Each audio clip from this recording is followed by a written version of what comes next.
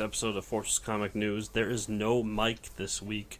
He is off, but I scored a great interview, a fairly quick interview for you all, and I wanted to share it with you. So what I'm going to do is we're going to have a quick commercial for the convention that our interview is stopping by to talk about, and then we're going to get right into the interview. And then after that, I'll do a quick little summary of some of the books I read this week. The convention we're talking about today, we've talked about in the past. It's Comic-Conn with two N's, or as we refer to it as Hartford Comic-Conn. We got Susan from PR to come talk to me. It was a interview done on the phone, so everything to this week is going to be audio only. I apologize for that, but at the same time, it was a fun interview, and things are a little crazy this week with what's going on with Mike and his family. Nothing serious, just he's got a thing going on, and me just being crazy this weekend. So we're doing audio only this week except for the commercial. And I'll see you guys on the other side. A show for the fans by the fans. Coming to Foxman's Resort Casino June 10th and 11th. 2 exciting days of celebrities and talented comic book artists. Meet Luke Cage's Theo Rossi, Star Wars, Darth Maul, Ray Park, Stewart from The Big Bang Theory, Kevin Sussman, legendary wrestlers Ric Flair, Amy Dumas, and Kevin Nash, and many more. Join us for costume contests, Kids Con, and Star Wars trivia. Entertaining the Nutmeg State since 2010. Tickets are on sale now.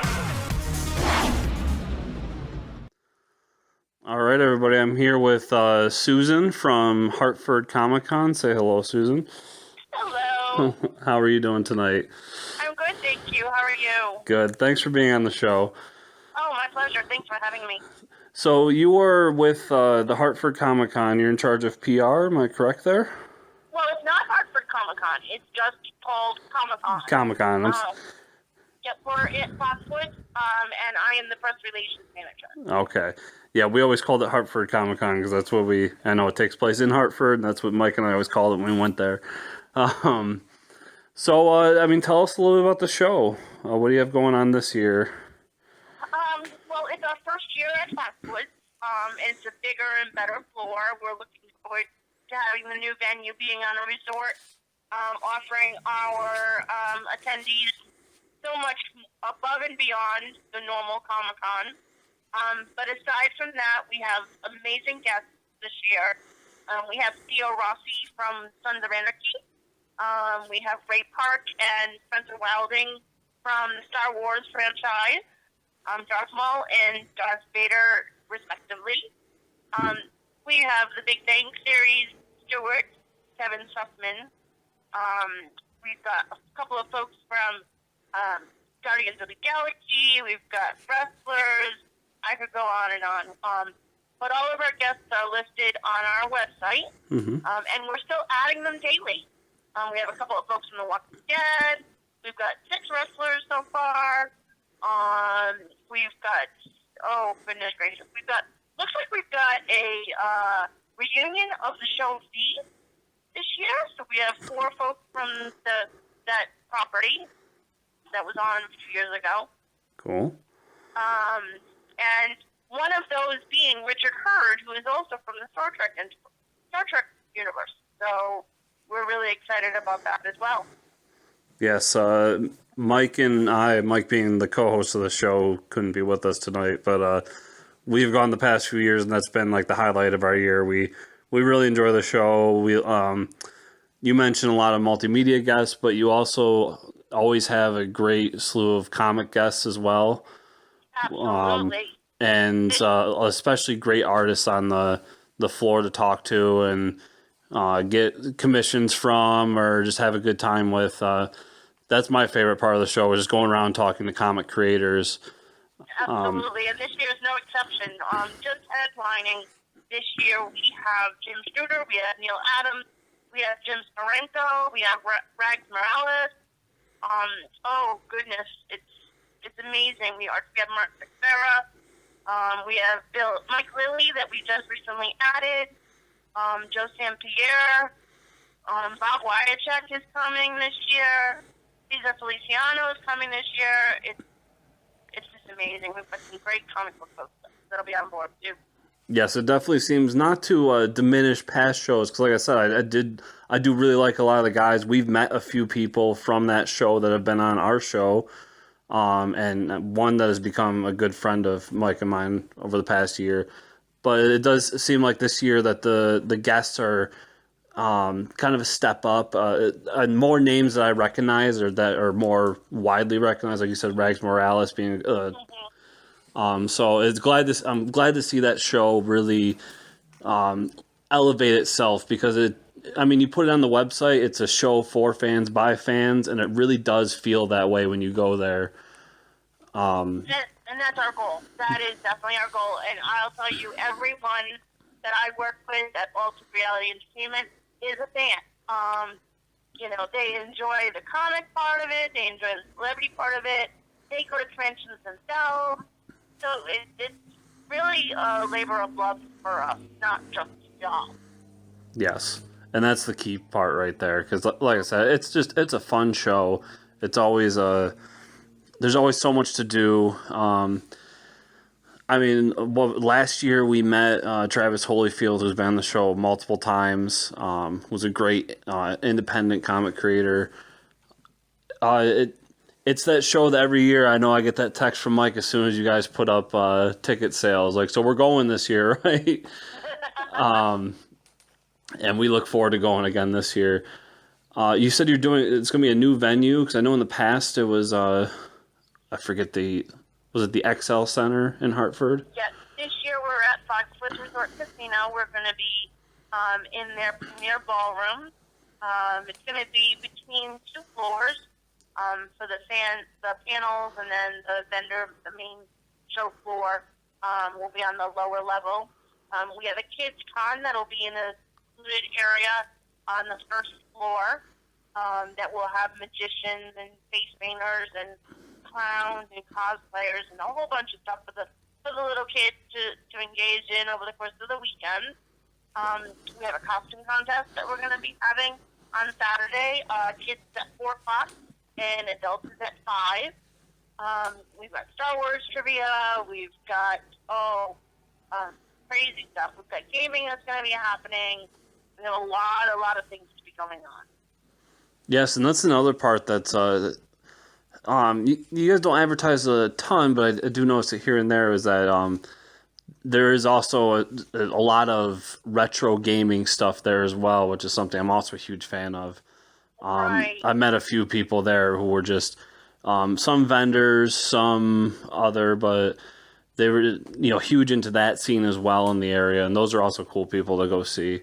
Well, Retro Games Plus is actually one of our sponsors this year. Okay. So they're going to be providing all of the video gaming that'll be available for fans to do over the weekend.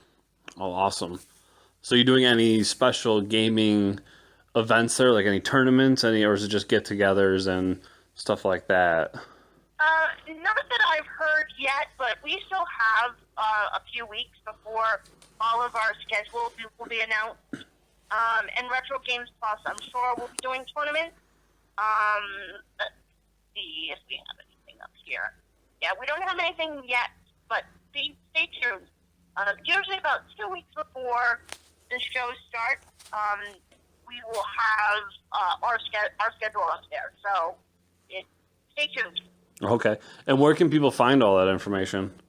Our website is www.comiconn.com.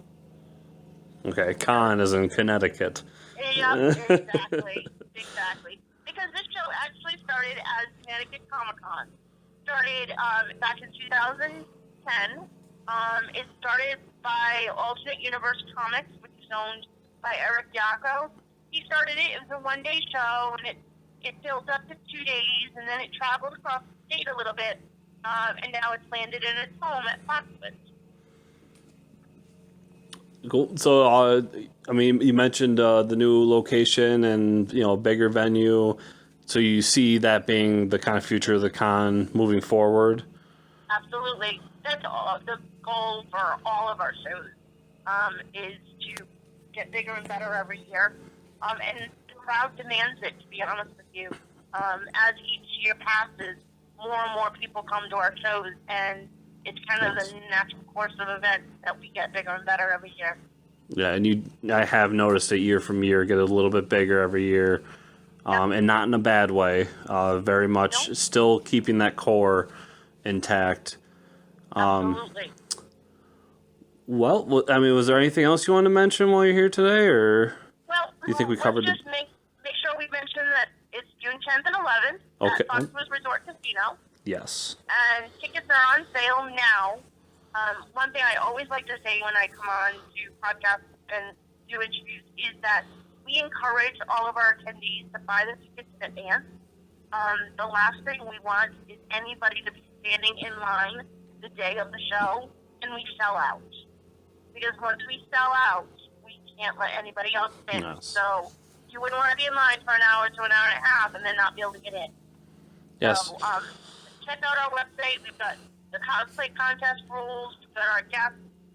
Check us out on Facebook because we do announce guests at least once or twice a week between celebrity guests and artist guests. And that'll continue on for at least another 3 or 4 weeks. Yes, I remember the week you announced Rags Morales, and I was sending out to everybody like, "You guys gotta come. With Rags is gonna be there. We gotta come on. You gotta come." Because we're all huge fans out here in Western New York. Another big thing to mention, too, was that it's a very affordable con. Tickets have always been at a very good price range. And like I said, I'm out in Western New York. It's not that bad of a drive. You're kind of centralized in the New England area, which is nice as well. And it's only $45 for the weekend. It's the Saturday and Sunday show. But it's only $45. Or if you can only come on Saturday, it's $30 or $25 on Sunday. Yep. Yeah, so very, very affordable. We normally go for the Saturday, and it's like you said, it was $25, $30. Like I said, very affordable con. There's a bunch out there that get into the hundreds. So right. But one thing to make mention though is if you're new to coming to conventions, that price does not include autographs or photo ops. Those are all separate based on the celebrity. Yes, that is important to mention.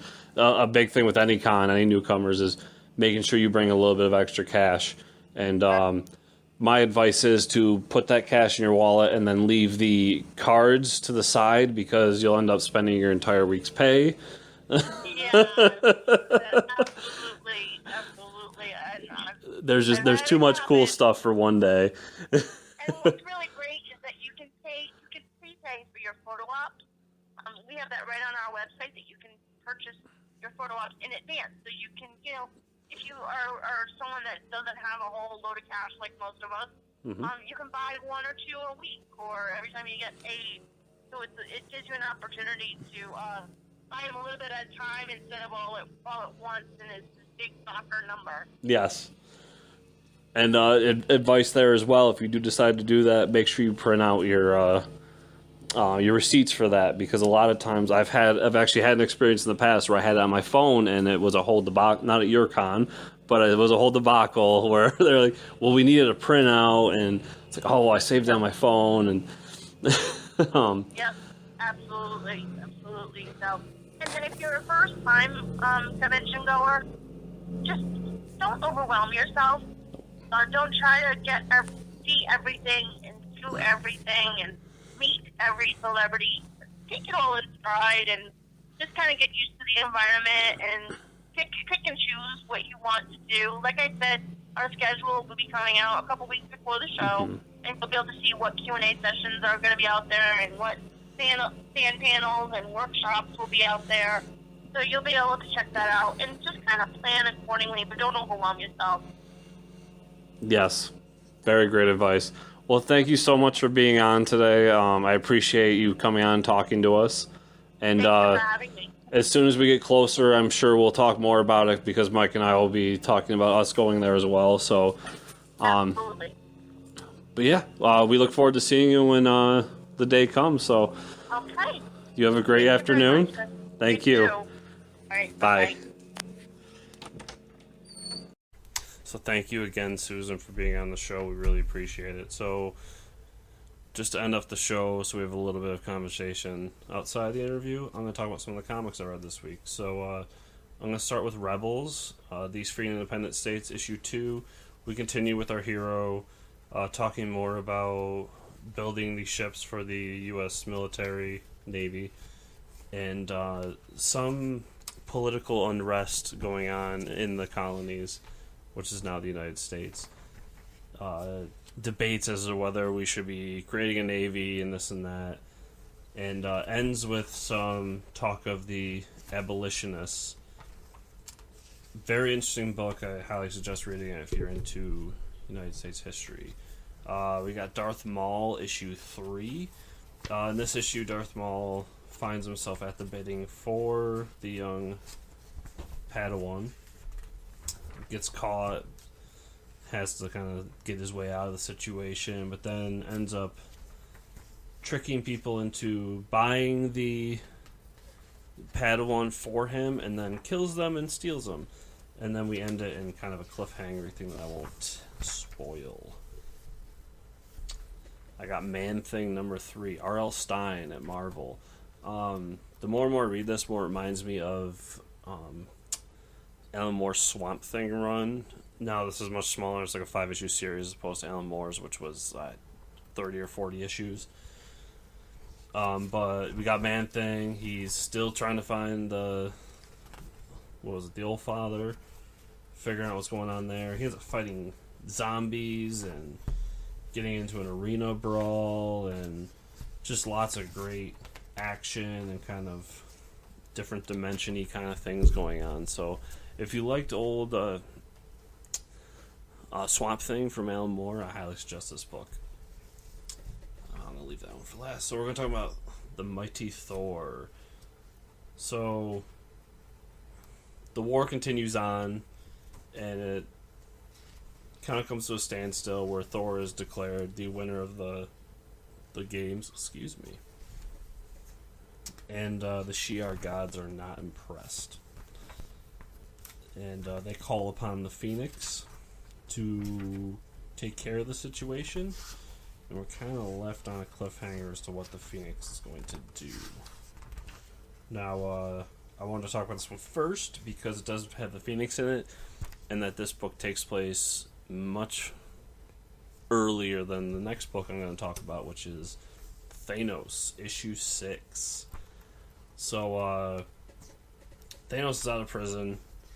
He's just goes and just mutilates all these people that think they're going to keep him in there. Like, even a sick Thanos is still the most powerful being in the universe. And, Thane and his crew come across the Phoenix Egg, and his crew kind of figures out what's going on, and end up killing Thane. But if we put 2 and 2 together here, folks, the Phoenix does what? It dies and then rises from the ashes. So that was Thane's plan all along, was to be murdered on top of the Phoenix Egg so that he could rise again as the Phoenix. Which is exactly what happens.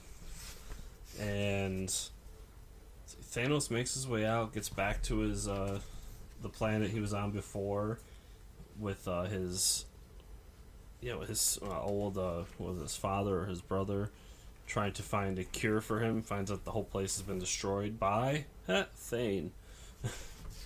So Thane now holds the Phoenix and is successful in killing Thanos, and that's, or so he thinks. And that's kind of where our story here ends so far.